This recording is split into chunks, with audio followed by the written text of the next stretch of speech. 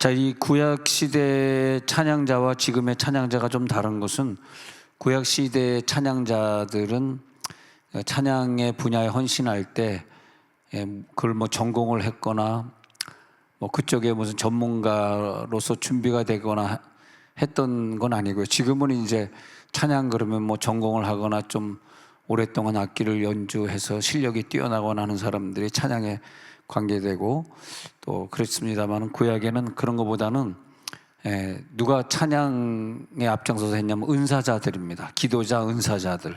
지금하고 좀 다르죠. 지금 뭐 기도한다, 은사한다 그러면 찬양에는 조금 무례한이고, 또 찬양하는 사람들은 또 좀 다르고. 그런데 구약 시대에는, 그래서 이 성경에 몇 군데 이렇게 찬양을 하나님이 중요하게 생각했던 그런 분야가 있는데 성경에 잘 나오거든요. 찬양은 적과의 싸움에서 어둠의 권세를 물리칠 때 하나님이 찬양의 사람들을 사용하셨단 말이죠.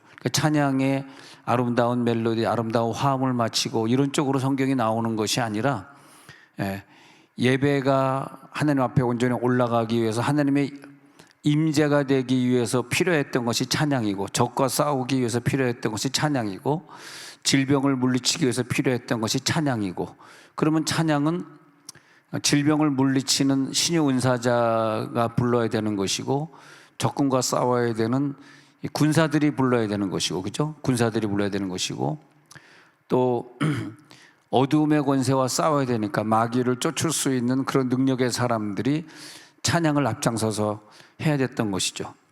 그래서 여기 하나님이 통치하십니다, 여기 하나님이 계십니다, 하나님의 임재를 바랄 때 찬양하고, 시편 기자는 하나님의 속성 중에서 내가 오늘 이 시편을 통해서 하나님의 어떤 속성을 내가 노래하고 싶다 그랬을 때 그것이 예언이 되어 가지고 그 하나님의 속성의 분야가 나에게 역사하게 되는, 그래서 하나님은 내 반석이시오 이렇게 노래하게 되면 반석의 하나님이 나에게 되어주시는 그런 식으로 찬양이 많이 사용된다 이렇게 보겠습니다.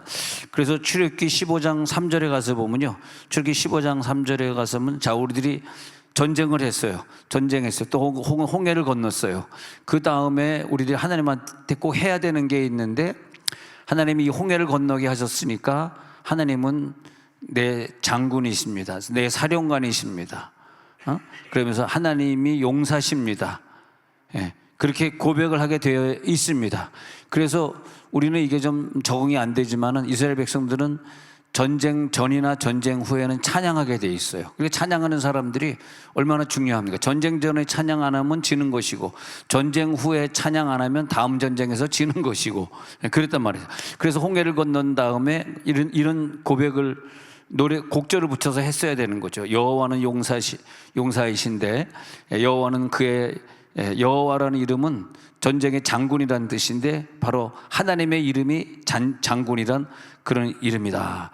그가 바로의 병거와 그의 군대를 바다에 던졌고 최고의 지휘관들이 홍해에 잠겼고, 이 전쟁 중에 있었던 일을 통해서 하나님을 찬양하는 거죠. 그랬을 때 그 가사를 보고 또 하나님이 축복을 해주시고, 그래서 이 출애굽기 15장은 모세와 미리암이 했던 노래입니다. 모세와 모세의 누나 미리암이 했던 노래예요. 그러면서 하나님 앞에 노래로, 가사로 찬양을 불렀던 거죠. 그 찬양의 역사가 나타날지어다, 찬양의 기적이 있을지어다. 그래서 하나님의 그 위대한 사역, 나를 구원해 주신 위대한 구원을 하나님 앞에 찬양하는 거죠. 그때 하나님은 사령관이시다, 전사다 이렇게 표현하게 되어 있습니다. 그래서 하나님이 대체 이 홍해를 건너는 일에 하나님이 어떤 일을 하셨나, 어떤 쪽으로 우리를 도우셨나, 이런 부분에 대해서 하나님 앞에 다시 하나님을 찬양하고, 그것이 예언이 되는 거죠. 그래서 찬양하는 자들은 예언자들이었어요. 예언을 못하면 찬양대 성가대가 될 수가 없었습니다. 그래서 예언자들이 노래를 예언으로 불러버리고, 그 다음에 하나님이 그 예언대로 성취시켜 주시고, 그렇게 됐습니다.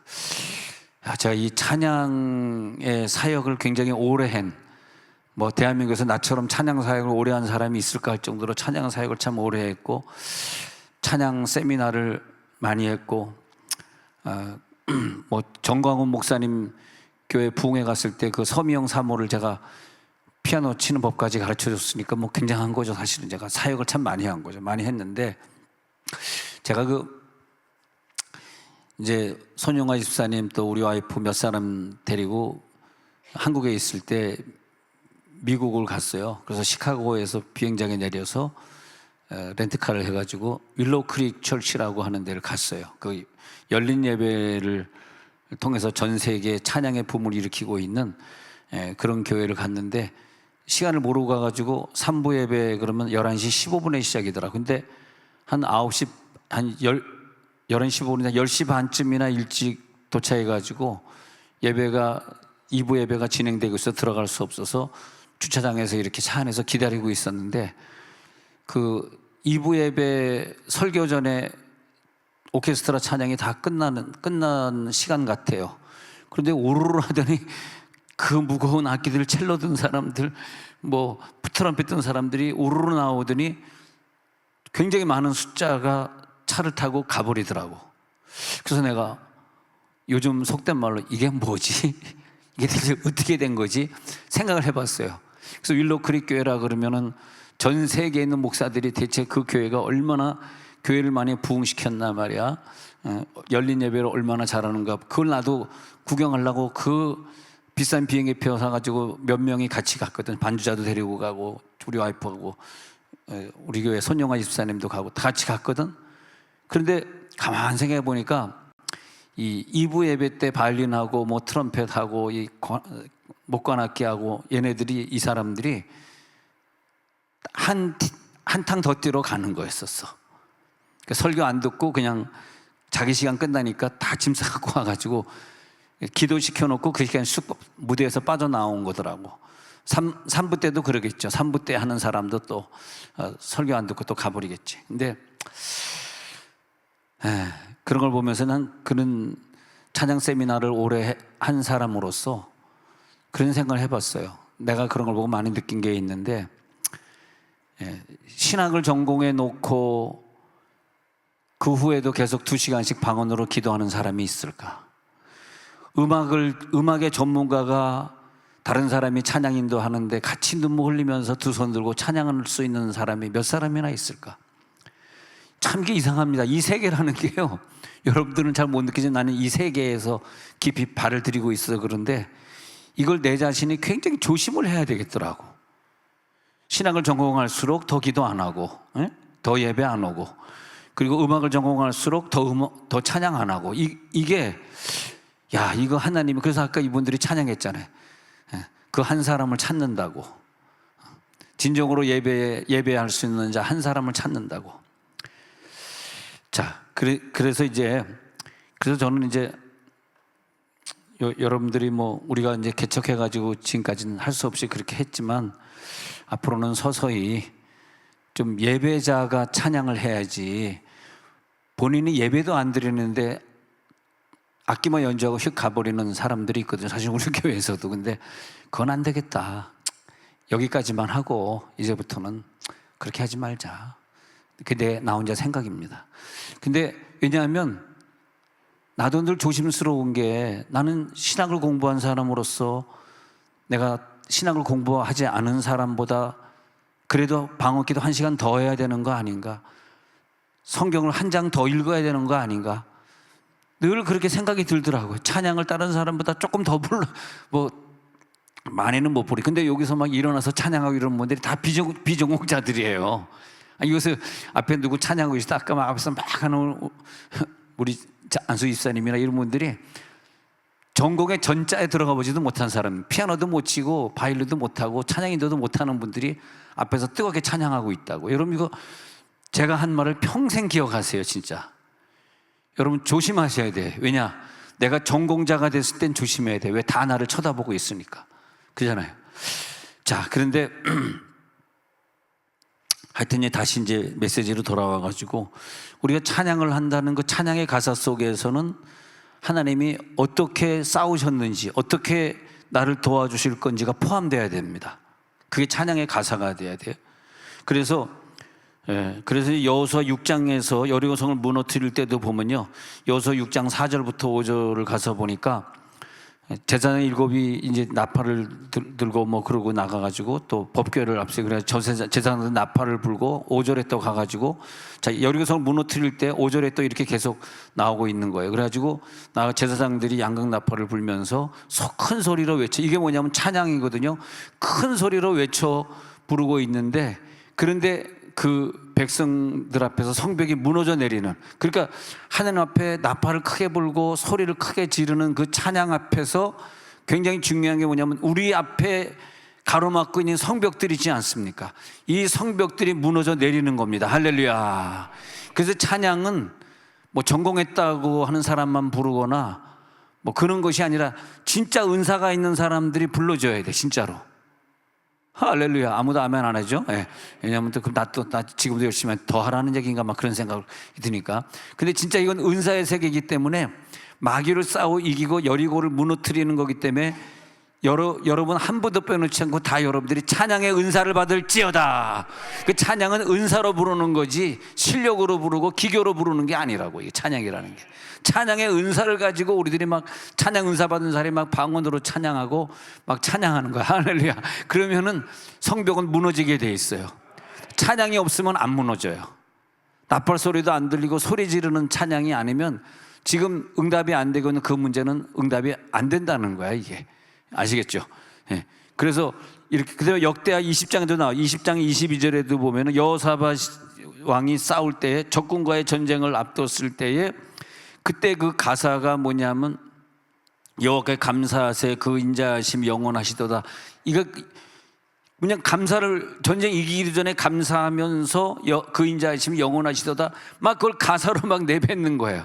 그 가사가 시작이 될 때에 천사를 동원해 가지고 유다를 치러 온 암몬 자손과 모압과 세일산 주민들이 다 적군들이 패배를 당하게 됩니다.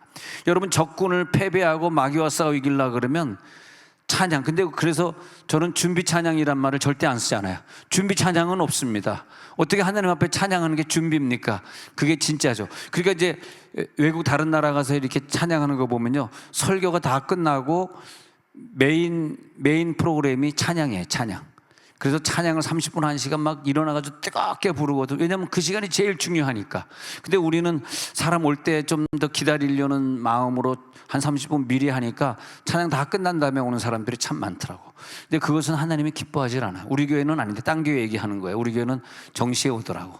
예. 근데 딴 교회는 이렇게 보면 찬양할 땐 텅텅 비었다가 설교 시작하면 온다고.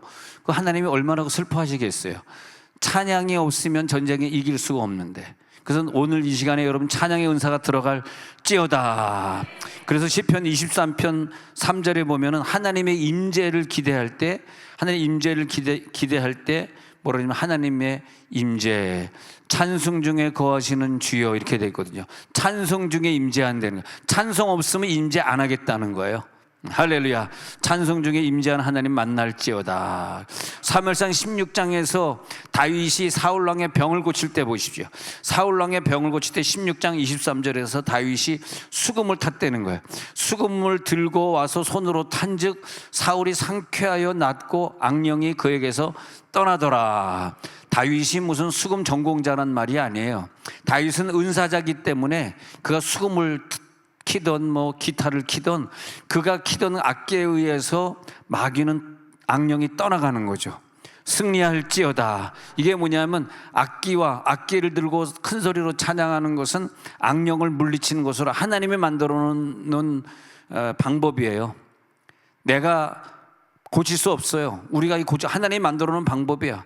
우리가 큰 소리로 찬양하고 악기로 찬양하면 마귀를 떠나가게 한다고. 병 고치는 실력이 있는 자들이 찬양을 하라 이 말이에요. 은사자들이 찬양을 하라 이 말입니다. 예. 그렇게 그 다음에 이제 역대상 25장에 보면은 역대상 25장에서 다윗이 아삽 자손들, 헤만 자손, 여두둔 자손들 이런 자손들을 갖다가 24조로 구분을 해가지고 24조로 구분해가지고 그 사람들 갖다가 성가대로 편성을 해가지고 비파와 재금을 잡아 신령한 노래를 하게 했단 말이죠. 그래가지고 그 수요는 이러하니라 했더니 그 숫자를 24조로 나눠서 계산한 걸 숫자를 세 보니까 288명이야 보니까. 그래서 25장 7절에 가서 볼게요. 25장 7절에 가니까 288명이라 맞죠? 288명의 숫자가 전문가가 되어가지고 찬송을 하면서 전쟁에 나가면 이 사람들이 앞장서고 그랬단 말이에요. 영적 전쟁입니다. 우리들이 싸우는 거 영적 전쟁. 영적 전쟁의 서두에서 찬양 은사자들이 서 있어야 돼. 방언 은사자들이 나올지어다. 여기 계신 모든 분들 오늘 밤에 집에 일찍 갈 생각하지 말고 방언 은사를 받고 가야 돼. 아멘이 줄어들기 시작해 막 지금. 방언 은사가 되어가지고 이 내 앞길을 막고 있는 이 모든 것들은 다 떠나갈지어다. 그래서 그 아삽 헤만 여두둔을 가리켜서 25장 아까 읽었잖아요. 25장 1절에 가서 보니까 25장 1절에서 여두둔의 자손 이 사람들을 그 직무대로 일하는 이 사람들이 누구냐 하면은 예언자들입니다. 예언자들. 이 사람들이 악기를 하는 사람들이 아니라 예언자들이에요. 예언자들에게 악기를 줘가지고 악기로 말미암아 하나님 앞에 예언을 하게. 그래서 찬양 중에 예언이 나와야 돼. 예언이. 찬양 중에 예언이 나오면 그 예언대로 하나님이 이루어 주시고.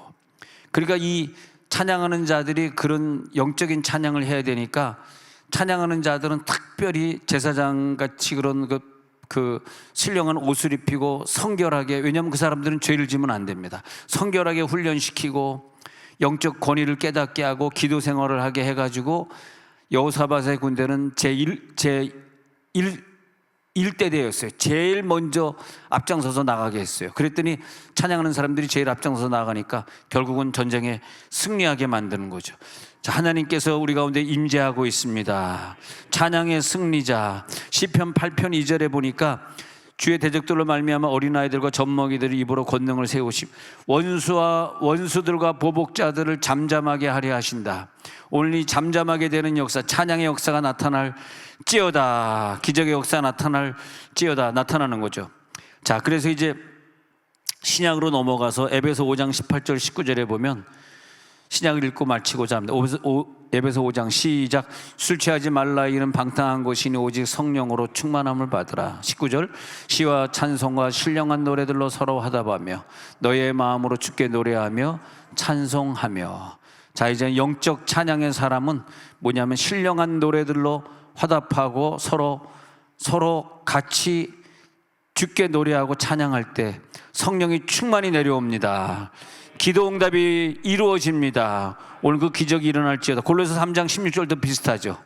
골로새 3장 시작. 그리스도의 말씀이 너희 속에 풍성히 거하여 모든 지혜로 피차 가르치며 권면하고 시와 찬송과 신령한 노래를 부르며 감사하는 마음으로 하나님을 찬양하고. 바로 맞았죠. 이 찬양으로 우리가 승리해야 됩니다. 시와 찬미와 신령한 노래, 시, 찬송, 신령한 노래. 시와 찬송인데 또 하나는 방언의 노래. 방언의 노래가 같이 함께 할지어다. 이럴 때 시, 찬송, 신령한 노래가 하나가 돼요. 방언의 노래까지 완전히 하나가 되면서 그 가사 속에는 감사의 내용이 올라가고 하나님을 찬양하고. 히브리서 13장 15절이 왜 중요하냐 하면은 예전에는 제사로 하나님 앞에 드렸다고. 근데 찬송의 이제는 동물의 제사가 아니라 찬송의 제사로 바뀌는 거예요. 동물을 가져와서 동물을 죽여서 내 죄를 속하든지, 만약에 안 그러려 그러면 찬송을 가져와서 제사하려는 거예요. 찬송. 이제 동물 제사가 아니라 찬송 제사. 항상 찬송의 제사를 하나님께 드리자. 이는 그 이름을 증언하는 입술의 열매니라. 항상 찬송의 제사를 하나님 앞에 드리라는 거. 자, 오늘 읽은 구절 보고 마치겠습니다. 이사야 6장 1절에서 이사야에게 6날개를 가진 스랍들, 천사들이 나타나가지고 이사야 6장 1절에 보면 성전에 이제 옷자락이 가득하고 있는데 2절에 그 천사들이 하나님을 모시고 선 것으로 보여지고 있습니다. 천사들은 얼굴을 가리고 발을 가리고 그 둘로는 날고 있는데 서로 불러 이르되 거룩하다 거룩하다 하면서 4절에 보니까 화답하는 자의 소리로 말미암아 문지방의 터가 요동하며 그 천사가 화답하는 그런 찬양 소리가 있을 때 문지방이 터가 막 움직였답니다. 막 지진이 난 거예요. 성전의 연기가 충만하답니다. 5절에 가서 그때 이제 천사가 나타나가지고, 그러니까 이 5절에 가서 보니까 나여 망하게 되었도다. 나는 입술이 부정한 사람이여 나는 입술이 부정한 백성 중에 거주하면서 만군의 여호와이신 왕을 배웠음이로다 하면서 이사야가 내가 잘못했습니다. 내가 죄가 많습니다. 천사가 나타나 가지고 임할 때 천사의 찬양이 나타나요. 천사의 찬양이 나타날 때 끝으로 보면은 이사야의 죄가 드러나. 그래서 나는 죄인입니다. 자, 하나님의 임재, 하나님의 찬양, 그 다음에 내 죄, 그러면서 화로다 나로 망하게 되었도다 이렇게 고백을 하게 돼. 그러면서 내 자신의 한계를 고백하고 있을 때 그때 6장 8절에 내려가서 보니까 누가 우리를 위하여 갈고, 주의 목소리가 들리는데 누가 우리를 위하여 갈고, 그럴 때 그때 찬양의 역사가 7절에 보니까 네 죄가 사하졌느니라. 찬양이 나타나는 건 내 죄를 사하신 거거든요. 그 다음에 뭐냐 하면은 나를 갖다가 너가 전도하러 갈래? 네가 선교하러 갈래? 이렇게 묻고 있는 것입니다. 이것이 찬양의 결론이에요. 찬양은 뭐냐? 사명입니다. 찬양의 은혜가 임한 이사야에게 천사를 보게 하시고 사명을 감당하는 힘을 주십니다. 찬양의 은사를 제대로 받은 사람은, 내가 만약 찬양 은사를 제대로 받았다면 신의 은사가 나타날 것이고 그 사람을 통해 귀신이 떠나갈 것이고, 내가 진정으로 방언의 찬양을 하는 사람이라면 내 문제는 해결될 것이고, 그리고 마지막에 하나님이 나를 전도자로 선교자로 쓰실 줄로 믿습니다. 이사야의 오늘의 체험이 내가 가겠습니다. 내가 이 일을 감당하겠습니다. 이사야의 축복이 바로 그런 거예요. 그래서 보내주소서